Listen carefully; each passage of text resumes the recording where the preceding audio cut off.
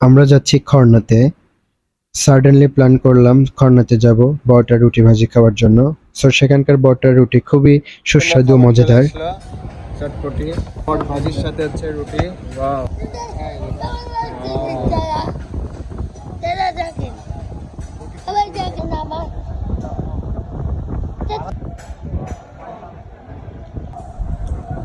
বট ভাজিটা অনেক টেস্টি ছিল, মজা করে খাইলাম, খুবই টেস্ট। আর সাথে রাশেদ ভাইয়া, ওয়াও, ভাইয়ার যে হাসি অসাধারণ। আর ভাইয়ের সাথে যেখানে যাই না কেন মজা হয়, খুব এনজয় হয়। আর ভাইয়া প্রত্যেক ফ্রাইডে আসলে আমাকে কল দেয় যে রাজিম বের হও, আমরা ঘুরতে যাব। আমাদের মোমেন্টটা খুবই ভালো ছিল। বগুড়া শেরপুরের মাঝামাঝি পথ এইটা। আর ডোমর পার হয়ে খরনা একটু দূরেই ভেতরের দিকে।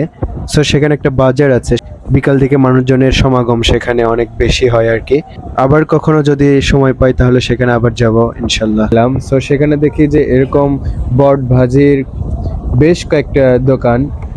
তো আমরা যাওয়ার পর দেখি অল্প অল্প লোক আসতেছে।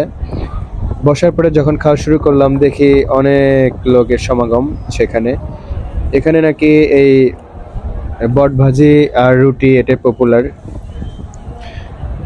গুড ফুড এটা এখানকার। সো সেখানে খাওয়া দাওয়া করে খুব মজা লাগলো। সো এনজয় করলাম অনেক। খাওয়া শেষ করে তারপর আমরা বৃষ্টির মধ্যে আমরা আবার রওনা দিয়েছিলাম। সো আপনাদের সাথে আবার নেক্সট টাইম দেখা হবে ইনশাল্লাহ নতুন ক্লাব প্লেজে। সবাই সুস্থ থাকবেন, ভালো থাকবেন। আসসালামু আলাইকুম।